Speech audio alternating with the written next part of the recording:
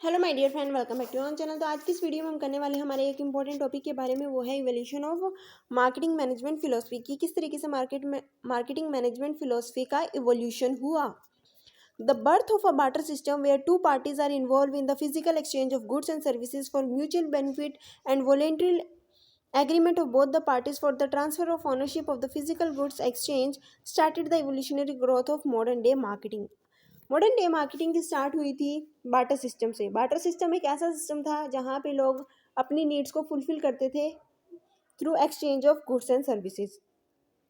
अपने आपसी बेनिफिट के लिए गुड्स या सर्विसेज को एक्सचेंज करते थे ताकि वो अपनी नीड्स को सेटिस्फाई कर सके। तो यहाँ से हमारा जो है मार्केटिंग मैनेजमेंट फिलोसफी का इवोल्यूशन स्टार्ट हुआ था। When the volume grew beyond the individual and community consumption, then the intermediaries emerged in the social system that become part of the trade. These are the people who aided in the transfer of ownership between the two parties at two different periods of time. अब क्या हुआ, barter system काफ़ी दिनों तक काम नहीं किया। Barter system ने काम करना बंद इसलिए कर दिया क्योंकि हो सकता है कि दो पर्सन आपस में कोई गुड्स या सर्विसेज एक्सचेंज करना चाहते हैं, लेकिन दोनों की नीड क्या है, डिफरेंट है। तो इस केस में जो बार्टर सिस्टम था वो काम नहीं किया। तो कुछ ऐसा लाना पड़ा जिसकी वजह से क्या है, जिसको जो चाहिए वो खरीद सके, ठीक है, एक्सचेंज ना करना पड़े। सपोज करो पहले बार्टर सिस्टम में क्या होता था, एक पर्सन को शूज़ चाहिए, दूसरे को वीट चाहिए, ठीक है। अब जिस पर्सन को शूज़ चाहिए उसको वीट लेनी पड़ेगी, लेकिन उसको वीट की नीड नहीं है। तो इस जो प्रॉब्लम से बाहर आने के लिए मनी का इंट्रोडक्शन हुआ। मनी आई, मनी के आने की वजह से क्या हुआ, ये जो बार्टर सिस्टम था वो ख़त्म हो गया और जिसको जो ज़रूरत थी वो पैसों से लेने लग गया। अब ऐसा होने की वजह से क्या हुआ, बहुत ज़्यादा जो है गुड्स या सर्विसेज बनने लग गए। गुड सर्विस बनने की वजह से क्या हुआ, बीच में इंटरमीडिएटरी आया। इंटरमीडिएटरी क्या होता है, जो प्रोड्यूसर और कंज्यूमर के बीच में लिंक प्रोवाइड करेगा। क्योंकि हो सकता है कि प्रोड्यूसर ने कोई गुड्स बनाए हैं अभी, लेकिन कंज्यूमर को अभी उसको ज़रूरत नहीं है, उसको ज़रूरत है फ्यूचर डेट में। तब तक प्रोड्यूसर वो अपने पास नहीं रख सकता क्योंकि उसको पैसे की ज़रूरत है, उसको और प्रोडक्शन करनी है और गुड्स बनाने हैं। अब इस प्रॉब्लम को दूर करने के लिए बीच में आए इंटरमीडिएटरीज। इंटरमीडिएटरी क्या करता है, इन दोनों के बीच में लिंक प्रोवाइड करता है, यानी कि प्रोड्यूसर से वो गुड्स या सर्विसेज खरीद लेता है और आगे कंज्यूमर को बेच देता है जब कंज्यूमर को ज़रूरत होती है, जिस समय पे। इससे क्या करता है, इंटरमीडिएटरी अपना प्रॉफिट अर्न कर लेता है। At the time of production the producer had the need और the value of the output for his survival and business, whereas the end consumer was not ready the to own the final product at the time for as the demand for consumption was at the future period of time. अभी यहाँ पे हमने यही बात की थी कि मान लो जिस समय प्रोड्यूसर ने गुड्स बनाए उस समय कंज्यूमर को उस गुड्स की ज़रूरत नहीं है, उसको उस गुड्स की ज़रूरत है फ्यूचर में किसी डेट पे। तब तक जो प्रोड्यूसर है उस गुड्स को अपने पास नहीं रख सकता क्योंकि उसको भी अपने सर्वाइवल के लिए पैसे की ज़रूरत है, प्रोडक्शन और करना चाहता है। तो बीच में इंटरमीडिएटरी आया, उसने प्रोड्यूसर से सामान खरीदा, अपने पास रखा, जब कंज्यूमर को जरूरत थी जब उसको दे दिया। So intermediary took over the ownership, stored and distribute the ownership at the future period of time in different assortment as desired by the end consumer for a benefit which was subsequently marked as a tradesman profit. As a tradesman की तरह काम करने लग गया intermediary. Profit earn करने की वजह से उसने काम स्टार्ट कर दिया। The industrial revolution and progress in transportation and communication made the business of marketing to cross geographical boundary border of a country and marketing grew as an economic activity. अब क्या हुआ,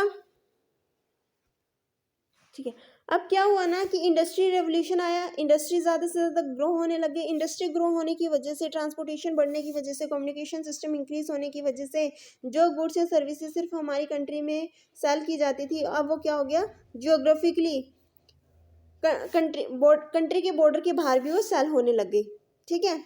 इकोनॉमिक एक्टिविटी क्या हो गई, अब बढ़ने लग गई।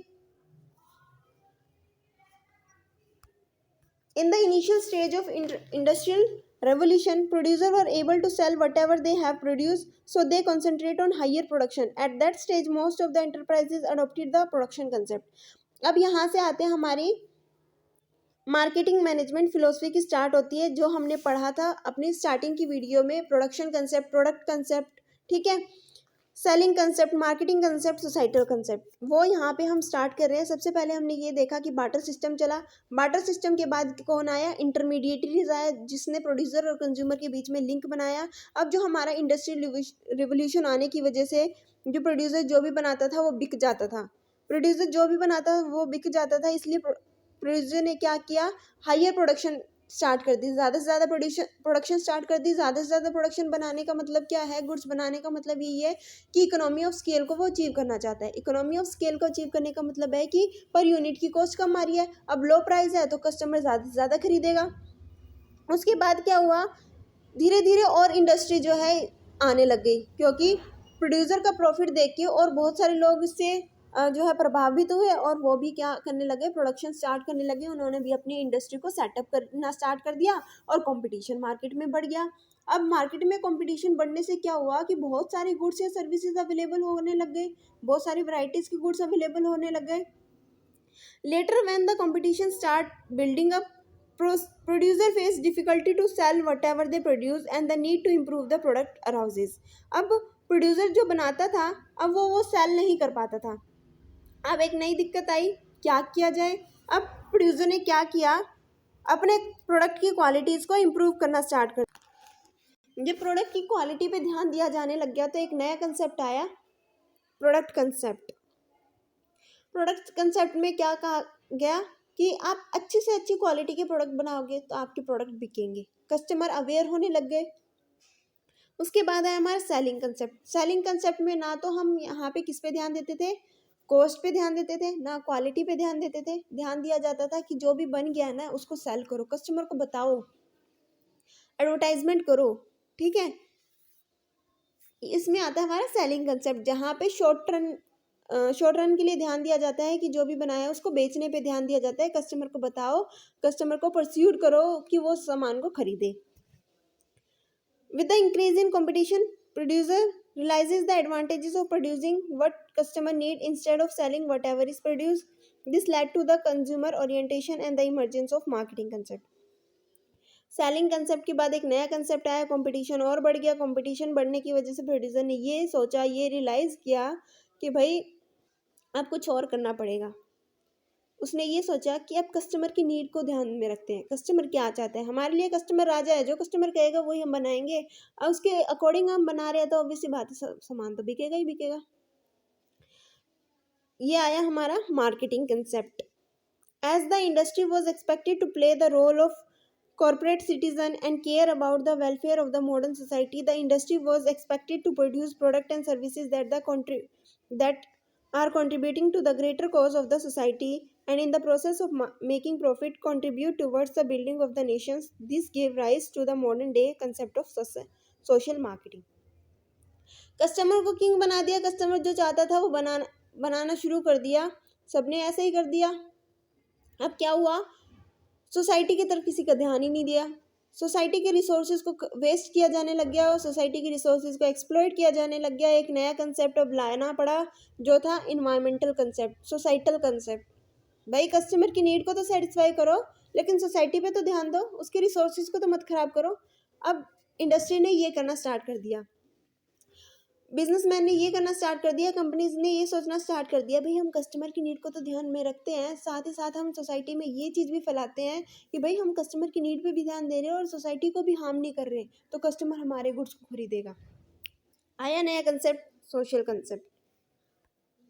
उसके बाद आता है increasing standard of living, the changing lifestyle and technological growth has created new wants.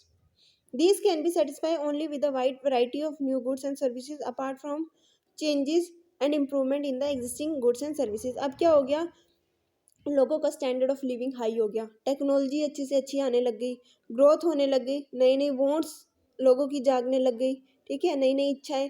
अब जो पुराने गुड्स हैं उनसे तो उनकी इच्छाएं पूरी करी जा नहीं सकती थी, इसलिए नए गुड्स बनाए जाने लग गए।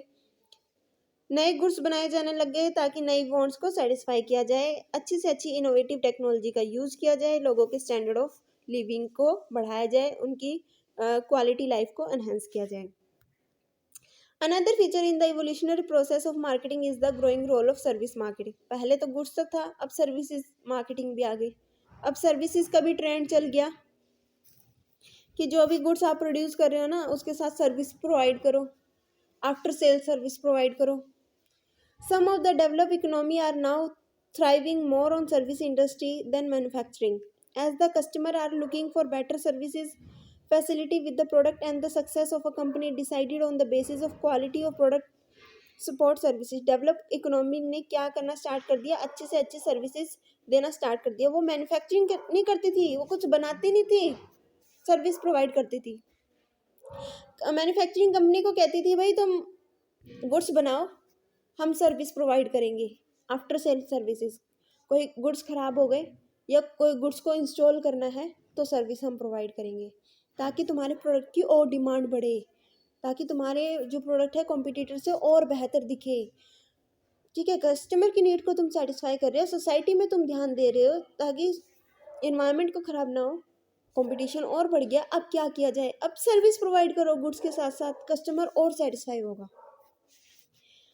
The globe is now treating as a single marketplace because large number of players are manufacturing and delivering product and services in a global scale, whereby they can achieve economy of scale and offer a lower price to the customer।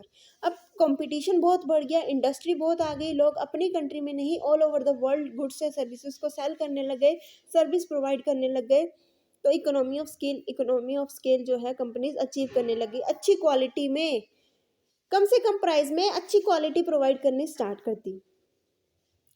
So brand like Coca Cola, Sony, Honda are no more identify their country of origin, they have become global brand in true sense. तो company अपनी country में ना रह के all over the world business start करने लग गई।